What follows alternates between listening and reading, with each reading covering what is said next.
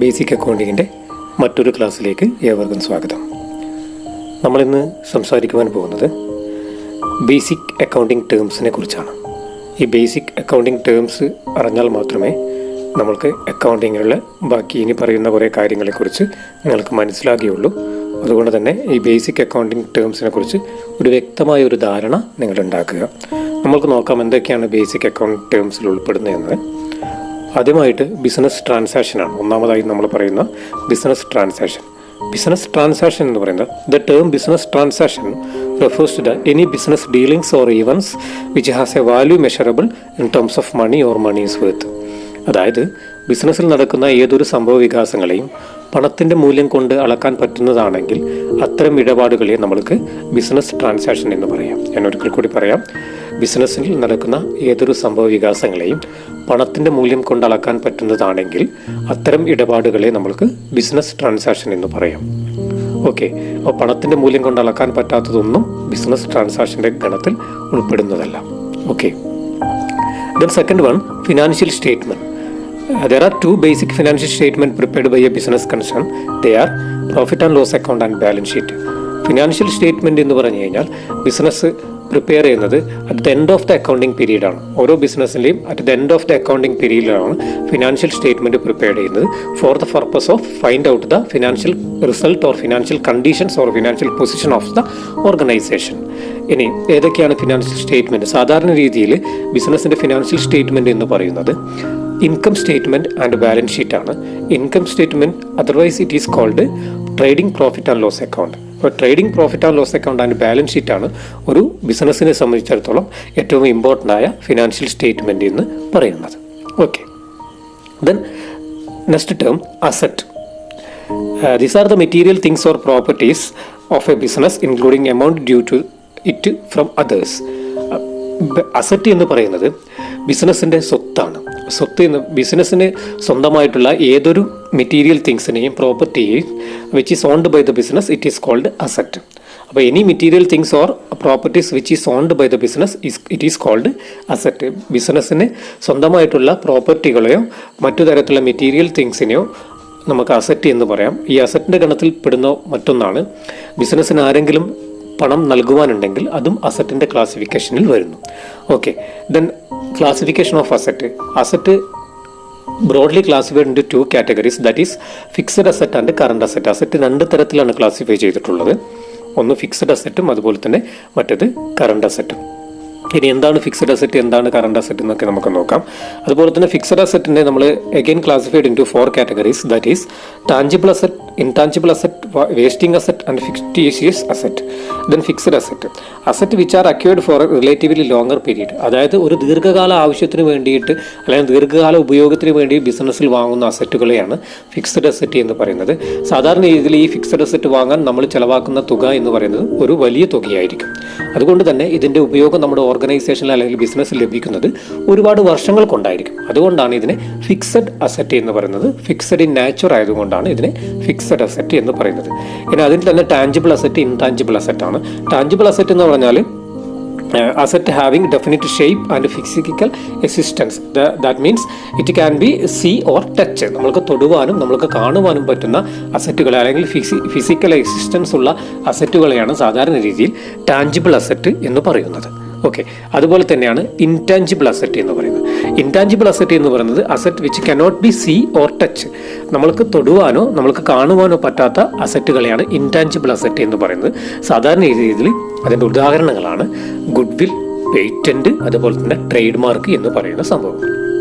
Okay, അതുപോലെ തന്നെ wasting asset. Wasting asset എന്ന് പറയുന്നത് നമ്മൾ സാധാരണ രീതിയിൽ നമ്മുടെ നാട്ടിൻ പ്രദേശത്ത് കാണുന്ന ക്വാറീസ്, മൈൻസ്, ഈ പറയുന്ന അസറ്റുകളെയാണ് വേസ്റ്റിംഗ് അസറ്റ് എന്ന് പറയുന്നത്. അതുപോലെ തന്നെ another one is fictitious asset. അതായത് പ്രിലിമിനറി എക്സ്പെൻസ് ആണ് ഫിക്റ്റീഷ്യസ് അസറ്റിൽ പെടുന്നത്. ഓക്കെ, അതൊന്നും നമുക്ക് അത്ര ഡീറ്റെയിൽഡ് ആയിട്ട് ആവശ്യമില്ല. നമുക്ക് ഡീറ്റെയിൽഡ് ആയിട്ട് ആവശ്യമുള്ളത് fixed asset and current asset ആണ്. ദെൻ കറണ്ട് അസറ്റ് എന്താണെന്ന് നോക്കാം. Asset which are held for A short period. അതായത് ഒരു ഹ്രസ്വകാല ഉപയോഗത്തിന് വേണ്ടിയിട്ട് നമ്മൾ ഉപയോഗിക്കുന്ന അസറ്റുകളാണ് കറണ്ട് അസറ്റ് എന്ന് പറയുന്നത്. Most liquid current asset is cash. Cash ആണ് മോസ്റ്റ് ലിക്വിഡ് കറണ്ട് അസറ്റ് എന്ന് പറയുന്നത്. അതുപോലെ തന്നെ സ്റ്റോക്ക്, ഡെപ്റ്റേഴ്സ്, ഈ പറയുന്ന കാര്യങ്ങളൊക്കെ ഇതിന് മറ്റൊരു ഉദാഹരണങ്ങളാണ്. Then liability. നമ്മുടെ അസറ്റിൻ്റെ നേരെ ഓപ്പോസിറ്റ് ആയിട്ടാണ് നമ്മൾ ലാബിലിറ്റിയെ പറയുക.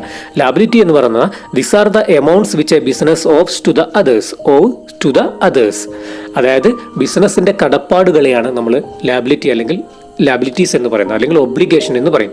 ബിസിനസ് ആരെങ്കിലുമായിട്ട് കടപ്പെട്ടിരിക്കുന്നുവെങ്കിൽ അതിനെ നമുക്ക് ലാബിലിറ്റി അല്ലെങ്കിൽ ബാധ്യത എന്ന് പറയാം. ഓക്കെ, ദെൻ ഈ ബാധ്യതകളെ നമുക്ക് 2 തരത്തിൽ ക്ലാസിഫൈ ചെയ്യാം. ഒന്ന് ഫിക്സ്ഡ് ലാബിലിറ്റി അല്ലെങ്കിൽ long term liability, current liability or short term liability എന്ന് പറയും. ഇനി ഫിക്സ്ഡ് ലാബിലിറ്റി എന്ന് പറഞ്ഞു കഴിഞ്ഞാൽ the liability which are payable after a long period more than 1 year, it is called fixed liability or long term liability. അതായത് നമുക്ക് ഒരുപാട് വർഷങ്ങൾ കൊണ്ട് കൊടുത്തു തീർക്കേണ്ട ബാധ്യതകളെ നമുക്ക് ഫിക്സഡ് ലാബിലിറ്റി എന്ന് പറയാം.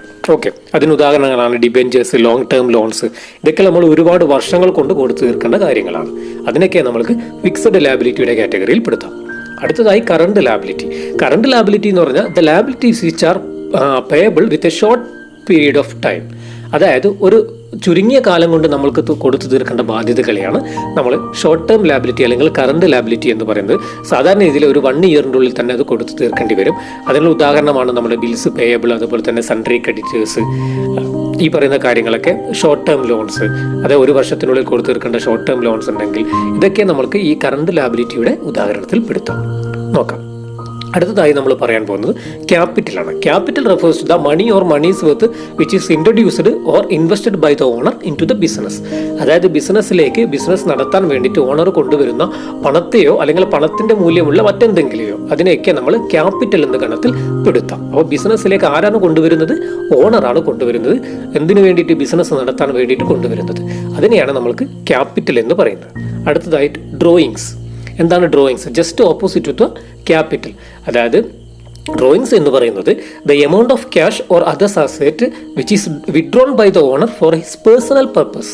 അതായത് ഒരു സ്വകാര്യ ആവശ്യത്തിന് വേണ്ടിയിട്ട് ഒരു ഓണർ ഒരു ബിസിനസ്സിൽ നിന്നും വിഡ്രോ ചെയ്യുന്ന അല്ലെങ്കിൽ പിൻവലിക്കുന്ന ക്യാഷിനെയോ അല്ലെങ്കിൽ എനി അതർ അസറ്റ്, വേറെ ഏതെങ്കിലും ഒരു അസറ്റിനെയോ നമ്മൾക്ക് എന്ത് പറയാം? ഡ്രോയിങ്സ് എന്ന് പറയാം. അപ്പോൾ അത് അവരുടെ സ്വകാര്യ ആവശ്യത്തിന് വേണ്ടിയിട്ട് ബിസിനസ്സിൽ നിന്ന് വിഡ്രോ ചെയ്യുകയാണ്. Okay. Then revenue. The amount of business earned by selling its products and providing services is called revenue. അതായത് സാധനങ്ങൾ വിൽക്കുന്നതിലൂടെയോ സേവനങ്ങൾ നൽകുന്നതിലൂടെയോ ബിസിനസ്സിലേക്ക് വരുന്ന ക്യാഷിനെ അല്ലെങ്കിൽ ആ എമൗണ്ടിനെയാണ് റവന്യൂ എന്ന് പറയുന്നത്. Okay. Then next one expenditure. Expenditure the amount of resource consumed. Expenditure is classified into capital expenditure and revenue expenditure. Expenditure എന്ന് പറയുന്നത് നമ്മൾ കൺസ്യൂം ചെയ്യുന്ന എമൗണ്ടിനെയാണ് എക്സ്പെൻഡിച്ചർ എന്ന് പറയുന്നത്. നമ്മൾ ബിസിനസ്സിൽ ആവശ്യത്തിന് വേണ്ടിയിട്ട് ഉപയോഗിക്കുന്ന പിന്നെ എമൗണ്ടിനെയാണ് അല്ലെങ്കിൽ ക്യാഷിനെയാണ് എക്സ്പെൻഡിച്ചർ എന്ന് പറയുന്നത്. ഇത് 2 തരത്തിലാണുള്ളത്. ഒന്ന് ക്യാപിറ്റൽ എക്സ്പെൻഡിച്ചർ, മറ്റത് റവന്യൂ എക്സ്പെൻഡിച്ചർ അല്ലെങ്കിൽ റവന്യൂ എക്സ്പെൻഡിച്ചർ എന്ന് പറയും, അല്ലെങ്കിൽ അതിനെ എക്സ്പെൻസും എന്നും പറയാം. അപ്പോൾ ക്യാപിറ്റൽ എക്സ്പെൻഡിച്ചർ എന്താണെന്ന് നോക്കാം നമുക്ക്. Expenditure which has been incurred to derive a long term advantages for the business. അതായത് ഒരു ദീർഘകാല ആവശ്യത്തിന് വേണ്ടിയിട്ട് അല്ലെങ്കിൽ ദീർഘകാല ഉപയോഗത്തിന് വേണ്ടിയിട്ട് നമ്മൾ എന്തെങ്കിലും ഒരു എമൗണ്ട് ചിലവാക്കുകയാണെങ്കിൽ അത്തരം എമൗണ്ടുകളെയാണ് നമ്മൾ എന്ത് പറയുന്നത്? ക്യാപിറ്റൽ എക്സ്പെൻഡിച്ചർ എന്ന് പറയുന്നത്. അതായത് നമ്മൾ ഒരു ഫിക്സഡ് അസറ്റ് വാങ്ങാൻ വേണ്ടിയിട്ട് ഒരുപാട് ക്യാഷ് ചിലവാക്കിയാൽ ആ ക്യാഷിനെ നമ്മൾക്ക് എന്ത് പറയാം? ക്യാപിറ്റൽ എക്സ്പെൻഡിച്ചർ എന്നാണെന്ന് പറയാം. ഓക്കെ. ഇനി റവന്യൂ എക്സ്പെൻഡിച്ചർ എന്ന് പറഞ്ഞാൽ എന്താണെന്ന് നോക്കാം. Revenue expenditure otherwise it is called expense. The cost incurred by a business in the process of earning revenue. അതായത് നമുക്ക് ഈ റവന്യൂ ഉണ്ടാക്കാൻ ആവശ്യമായ ചെലവിനെയാണ്, അല്ലെങ്കിൽ റവന്യൂ ഉണ്ടാക്കാൻ നമ്മൾ എത്രമാത്രം ക്യാഷ് ഉപയോഗിക്കുന്നു ആ ക്യാഷിനെയാണ് നമ്മൾ റവന്യൂ എക്സ്പെൻഡിച്ചർ അല്ലെങ്കിൽ എക്സ്പെൻസ് എന്ന് പറയുന്നത്. സാധാരണ രീതിയിൽ ഇതൊരു ചെറിയൊരു എമൗണ്ട് ആയിരിക്കും. ഇതിന്റെ ഉപയോഗം നമുക്ക് കിട്ടുന്നത് 1 വർഷത്തിനുള്ളിൽ തന്നെയായിരിക്കും. അത് ഒരു ചെറിയൊരു സ്പാൻ ഓഫ് ടൈമിൽ നമ്മൾ ഉപയോഗിക്കുന്നതിനെ കൊണ്ടാണ് അതിനെ നമ്മൾ റവന്യൂ എക്സ്പെൻഡിച്ചർ അല്ലെങ്കിൽ എക്സ്പെൻസ് എന്ന് പറയുന്നത്. അടുത്തതായിട്ട് പ്രോഫിറ്റ്. അതായത് ഈ റവന്യൂവിൻ്റെയും ഈ എക്സ്പെൻസിൻ്റെയും ഡിഫറൻസിനെയാണ് നമ്മൾ പ്രോഫിറ്റ് എന്ന് പറയുന്നത്. അപ്പോൾ എങ്ങനെയാണെന്ന് നോക്കാം നമുക്ക്. Profit the excess of revenue over expenditure. നമ്മുടെ റവന്യൂ എക്സ്പെൻഡിച്ചറിനേക്കാൾ കൂടുതലാവുമ്പോൾ അത്തരം ആ ഒരു ഡിഫറൻസിനെയാണ് നമ്മൾ പ്രോഫിറ്റ് എന്ന് പറയുന്നത്. Excess of revenue over expenditure. അതായത് 10 രൂപയ്ക്ക് ഒരു പേന വിറ്റു, ആ പേനയുടെ ചിലവ് എന്ന് പറയുന്നത് 8 രൂപയാണെങ്കിൽ അവിടെ നമുക്ക് 2 രൂപ പ്രോഫിറ്റ് ആണെന്ന് പറയാം. ഓക്കെ. ലോസ് എന്ന് പറഞ്ഞാൽ നേരെ തിരിച്ചിട്ട്, അതായത് the excess of expense over revenue. അതായത് എക്സ്പെൻസ് കൂടുകയും റവന്യൂ കുറയുകയും ചെയ്തു കഴിഞ്ഞാൽ ആ ഡിഫറൻസിൻ്റെ ആണ് നമ്മൾ ലോസ് എന്ന് പറയുന്നത്. അതുപോലെ തന്നെ ഗുഡ്സ്. സാധാരണ ഇതിൽ ബിസിനസ്സിൽ ഗുഡ്സ് എന്ന് പറയുന്നത് കൊമോഡിറ്റീസ്, പ്രൊഡക്ട്സ്, തിങ്സ്, ഇതൊക്കെയാണ് ഗുഡ്സ് എന്ന് പറയുന്നത്. Then purchase. The total amount of goods purchased, procured by a business, both for cash and credit, are meant for the sale is termed as a purchase. നമ്മൾ സാധനങ്ങൾ ഒരു ഉൽപ്പന്നം ഉണ്ടാക്കാൻ വേണ്ടിയിട്ട് നമ്മൾ കുറേ റോ മെറ്റീരിയലും കുറേ സാധനങ്ങളും നമ്മൾ വാങ്ങും. അതിനെയാണ് ഗുഡ്സ് എന്ന് പറയുന്നത്. അപ്പോൾ അങ്ങനെ ആ ഗുഡ്സ് വാങ്ങുന്നതിനെയാണ് പർച്ചേസ് എന്ന് പറയുന്നത്. ഇങ്ങനെ ഉണ്ടാക്കിയിട്ട് ആ ഗുഡ്സാണ് നമ്മൾ ഫിനിഷ്ഡ് പ്രോഡക്റ്റ് ആക്കിയിട്ട് നമ്മൾ മാർക്കറ്റിൽ വിൽക്കുന്നത്. അപ്പോൾ ഇങ്ങനെ ഫിനിഷ്ഡ് ഗുഡ്സ് ഉണ്ടാക്കാൻ വേണ്ടി ആവശ്യമായ റോ മെറ്റീരിയലും അതുപോലെ തന്നെ അതുമായിട്ട് ബന്ധപ്പെട്ട സാധനങ്ങൾ നമ്മൾ വാങ്ങുകയാണെങ്കിൽ അതിനെയാണ് സാധാരണ രീതിയിൽ പർച്ചേസ് എന്ന് പറയുന്നത്. അപ്പോൾ നമുക്ക് എന്താ സെയിൽസ് എന്ന് നോക്കാം. അപ്പോൾ ഇങ്ങനെ വാങ്ങിയ സാധനങ്ങൾ നമ്മൾ കൺവേർട്ട് ചെയ്യുകയാണ് ഇപ്പോൾ ഫൈനൽ പ്രോഡക്റ്റിലേക്ക്. അങ്ങനെ ഫൈനൽ പ്രോഡക്റ്റിലേക്ക് കൺവേർട്ട് ചെയ്തുകൊണ്ട് ആ ഫൈനൽ പ്രോഡക്റ്റ് നമ്മൾ മാർക്കറ്റിൽ വിൽക്കുകയാണെങ്കിൽ നമുക്ക് കിട്ടുന്ന എമൗണ്ടിനെയാണ് എന്ത് സെയിൽസ് എന്ന് പറയുന്നത്. അപ്പോൾ സെയിൽസ് ആണ് ഒരു ഓർഗനൈസേഷനെ സംബന്ധിച്ചിടത്തോളം ഏറ്റവും ഇമ്പോർട്ടൻ്റ് ആയ റവന്യൂ സോഴ്സ് എന്ന് പറയുന്നത്. Then debtors. ആരാണ് ഡെപ്റ്റേഴ്സ് എന്ന് നോക്കാം. Debtors is the person who owes money to the business. Debtors is a person who owes money to the business. അതായത് ബിസിനസ്സിന് പണം തരാനുള്ളവരെയാണ് നമ്മൾ ഡെപ്റ്റേഴ്സ് എന്ന് പറയുന്നത്. അതുകൊണ്ട് തന്നെ ഇവരെ നമ്മൾ അസറ്റിൻ്റെ ഗണത്തിൽപ്പെടുന്നു. കറണ്ട് അസറ്റ് ആയിട്ടാണ് നമ്മൾ ഇവരെ ട്രീറ്റ് ചെയ്യുന്നത്. അതായത് ബിസിനസ്സിന് ആരെങ്കിലും പണം തരാനുണ്ടെങ്കിൽ അവരെ നമ്മൾ ഡെപ്റ്റേഴ്സ് എന്ന് പറയും. അപ്പോൾ എപ്പോഴാണ് ഡെപ്റ്റേഴ്സ് ഉണ്ടാകുന്നത്? നമ്മൾ എപ്പോഴാണ് സാധനം കടത്തിൽ വിൽക്കുന്നത് ആ സമയത്താണ് നമ്മൾക്ക് ഡെപ്റ്റേഴ്സ് ഉണ്ടാകുന്നത്. ഓക്കെ. Then next creditors. ആരാണ് ക്രെഡിറ്റേഴ്സ്? ഇതിന്റെ നേരെ ഓപ്പോസിറ്റ് ആണ്. Creditors is the person to whom the business owes money.